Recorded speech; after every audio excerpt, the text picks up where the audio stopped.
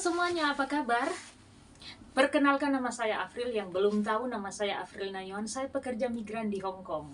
Teman-teman semua, saya ingin sharing lagi tentang fokusnya kita di dalam bekerja ya.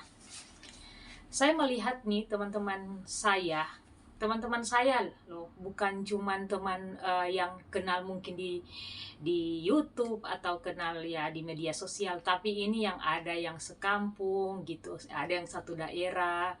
Jadi di sini saya ingin membahas tentang ketidakfokusan kita nih kadang yang menghambat gimana target kita ke depan. Makanya saya bilang di konten-konten sebelumnya juga bahwa saya nih satu kontrak nggak berhasil karena apa? Tidak fokus gitu. Tidak fokus dalam arti gini, suka pulang ke rumah, suka banget pulang ke rumah gitu ya. Karena cuma majikan salah sedikit, nggak cocok sama majikan, langsung putuskan kontrak gitu. Dan akhirnya pulang ke Indonesia. Pulang ke Indonesia saya berapa bulan? 5 bulan. Hampir 6 bulan gitu ya. Dan ini membuang waktu-waktu kita gitu. Waktu kita gitu. 6 bulan tuh kalau dikalikan 10 juta, berapa? 60 juta loh. Hilang loh dalam waktu 6 bulan itu. Kita foya-foya mungkin di kampung atau kita pulang di kampung ya. Kalau di interminute, it's okay, mungkin majikan gak cocok sama kita ya, karena kita kurang gimana ya, mengambil hati atau gimana. Pokoknya teman-teman semua ya, ini disclaimer, kalau kalian gak cocok dengan perkataan saya nggak apa-apa ya, disclaimer. Mungkin ya lain lagi ya cara kalian berpikir, tapi ini buat saya atau teman-teman ya, komen dong di komentar gitu ya. Iya, saya pernah mungkin dulu saya pernah waktu pertama kontrak saya tuh nggak cocok sama majikan, akhirnya saya memutuskan kontrak, saya ngebreak dan saya pulang. Lama loh saya di Indonesia. Nah, di sini saya ingin ngomong bahwa ketika kita memutuskan kontrak gitu ya, karena tidak cocoknya kita sama majikan, kalau buat saya selama majikan belum interminate kita, berarti kita nih masihlah dibutuhkan gitu ya, atau majikan nggak terlalu gimana gitu, mulut aja yang kayak nggak suka, nggak cocok gitu sama kamu, tapi tenaga kita masih dibutuhkan. Kalau buat saya selama itu nggak danger, nggak berbahaya ya, lanjutin aja dulu gitu. Nanti selesai kontrak ya putuskan gitu. Benar nggak sih? Jadi ketika kita nih memutuskan kontrak, kita pulang lah otomatis, atau kita cari majikan di luar gitu. 2 bulan kita bayar kos boarding house kan, kita bayar boarding house, kita di luar. Jadi uang kita tuh keluar selama 2 bulan sambil tunggu visa baru lagi. Kenapa saya bilang bahwa kita memutuskan kontrak tuh buang-buang waktu? Memang iya buang-buang waktu, karena nggak usah kita berbicara pulang ke Indonesia ya. Nggak usah kita ngomongin pulang ke Indonesia gitu. Kita putuskan kontrak, kita tunggu visa di Hong Kong contoh ya. Ini keluar dari peraturan yang kalau kita ngebreak atau di interminate harus pulang ke Indonesia. Saya nggak ngomong tentang itu ya. Tapi saya ngomong di sini kita keluar uang loh. Yang satu kita keluar uang selama kita di luar, kita nunggu visa ya. Ini kita nggak ngobrol pulang ke Indonesia, tunggu di visa ya di Hong Kong aja dua bulan setengah. Kita harus bayar boarding house itu sekitar $60 sampai $70 satu hari gitu. Dikalikan aja 2 bulan setengah, berapa uang kita keluar gitu. Udah keluar uang, kita nggak dapat apa-apa selama taruhlah 3 bulan gitu ya. Kalau kita kerja ada 30 juta ya. Jadi teman-teman semua, di sini saya bilang apa maksud dan tujuan saya juga bikin konten ini yang membahas tentang buang-buang waktu, karena emang benar kalau kita memutuskan kontrak gitu, buang-buang waktu gitu, apalagi yang pulang ke Indonesia. Karena ini kejadian, benar nggak sih? Setelah kita pulang ke Indonesia, ada lagi yang gini, saya ini tinggal 1 kali kontrak ini, terus saya mau pulang aja dulu gitu, pulang aja untuk berusaha. It's okay, nggak masalah kalau memang target kalian tuh udah tercapai gitu. Kalau target kalian udah tercapai bahwa udah saya pulang lah, udah ada 250 juta nih, saya mau bisnis apa di Indonesia gitu, di kampung. Sekiranya ya mungkin kalian mau bisnis ya gilingan padi atau bagian pertanian, atau kalian di sana udah ada kayak contoh alat-alat tani gitu ya untuk disewa-sewakan, it's okay gitu ya. Kalian beli traktor itu yang buat bajak sawah, terus beli itu terus disewakan lagi, alat-alat apa lagi yang disewa-sewakan, it's okay gitu, karena udah ada income. Tapi jangan pulang gini, maksudnya jangan pulang nanti udah 1 tahun di sana, 2 tahun di sana, terus saya balik Hong Kong lagi gitu.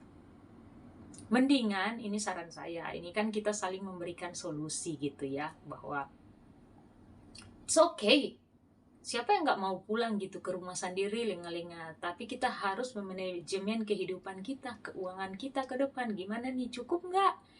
Dan kalau sampai sana saya nggak bisa foya-foya, karena saya bukan lagi kayak di Hong Kong yang terima gaji 1 bulan 10 juta gitu. Di Indonesia nih cari gaji UMR itu susah loh gitu, belum tentu. Saya aja nih lagi, karena anak saya yang kemarin saya pernah ceritakan ya, ada di konten-konten bahwa anak saya mau ke Jepang gitu ya, tapi nggak jadi, mengundurkan diri. Sekarang anaknya udah mau kerja, tapi mau coba aja dulu di Indonesia gitu katanya, karena nggak semuanya orang tuh bisa kuat. Bayangkan, memang tuh menjadi pekerja migran atau perantau di luar negeri tuh nggak se simple yang kita pikirkan, tuh memang mental. Bahkan anak saya sampai ngomong gini, mam ini semuanya tuh kalau ngomong ke orang lain, ayolah jadi pekerja migran, ayolah jadi pekerja migran. Kok semuanya mama pengen orang tuh jadi pekerja migran gitu. Nggak semuanya loh mam, orang tuh bisa tahan di sana. Kalau mereka stres terus mereka loncat gimana gitu. Benar juga kawan. Benar juga, benar-benar.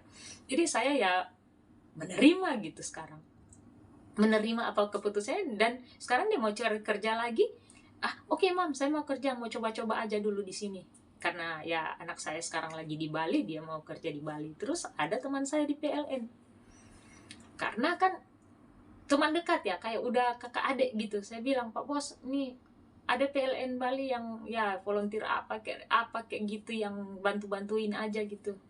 Terus anak saya kan cuma SMK, walaupun dia jurusan kelistrikan gitu.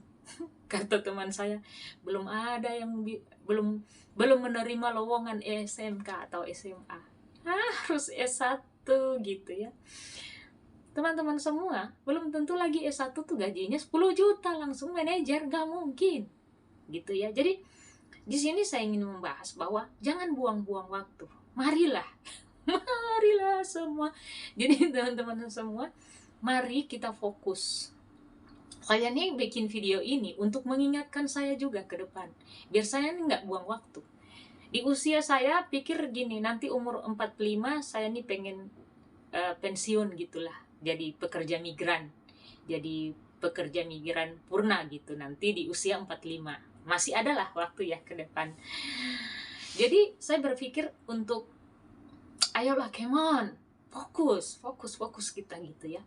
Jadi jangan, kalau memang mau putuskan kontrak atau mau finish terus pulang, silakan. Yang penting benar-benar ya udah ada uang untuk kita bisa berusaha, dan jangan balik lagi. Maksudnya kalau balik lagi ya holiday gitu, karena udah ada income, udah ada uang pemasukan gitu ya.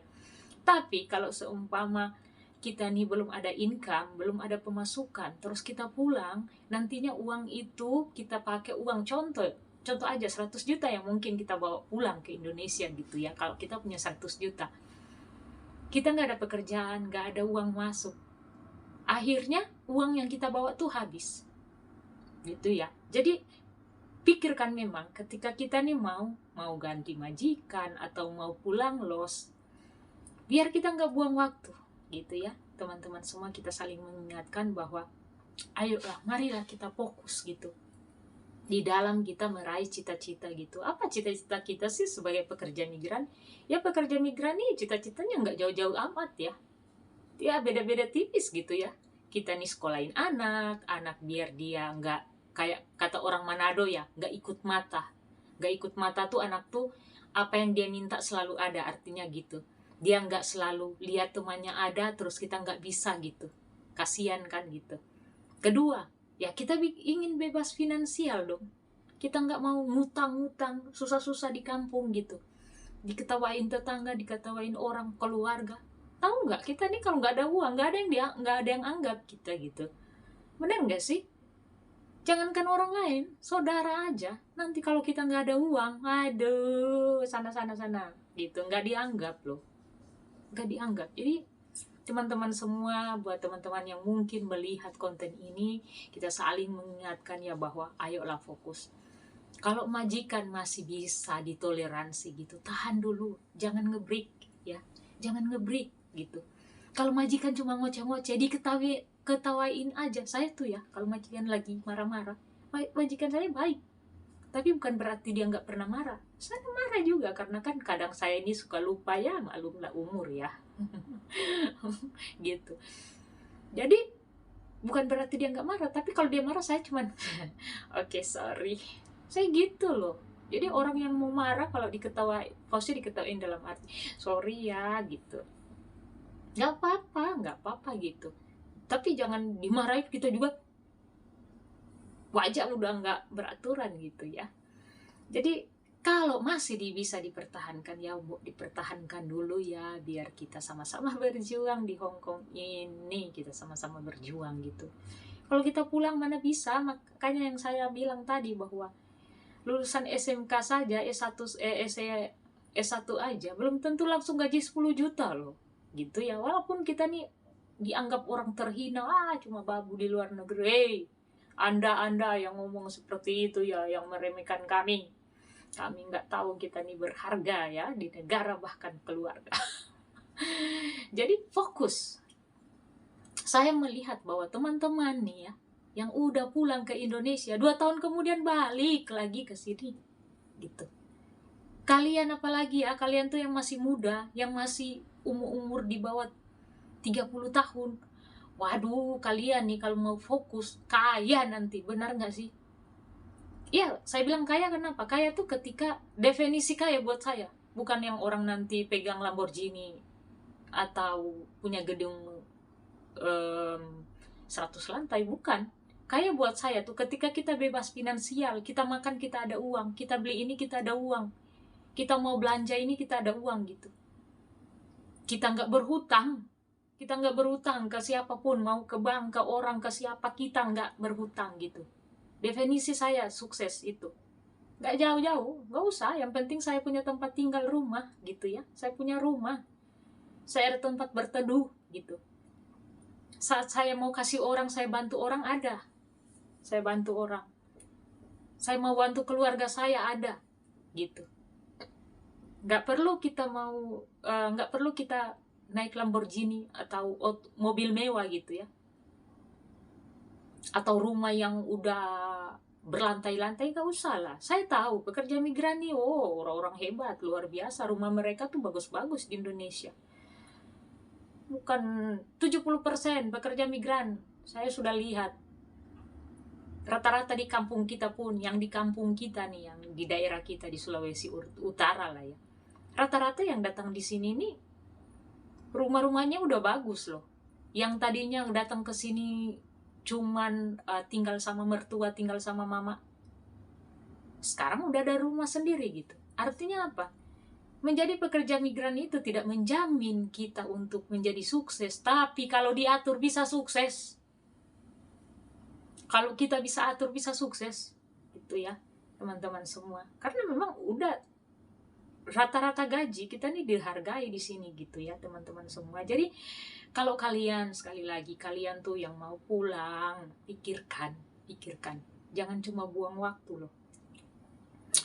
Sama saya nih ya, nanti Desember saya nih finish kontrak gitu. Saya berpikir gini, waduh, kalau saya mau akhiri bekerja di Hong Kong kayaknya belum lah, saya masih mau bekerja gitu. Nanti saya bilang tadi umur 45 mungkin saya mau jadi PMI Purna lah gitu ya. Yang penting saya ingin biar ke depan ada income, saat saya pulang tuh uang masuk ada gitu. Saya pulang pun 1 minggu udah ada orang kasih, ini hasil dari bisnis kita gitu. Jadi saya pulang tuh memang benar-benar menikmati gitu ya. Semoga kalian punya target-target ya. Setiap kita nih yang datang pasti punya target tersendiri, benar nggak sih?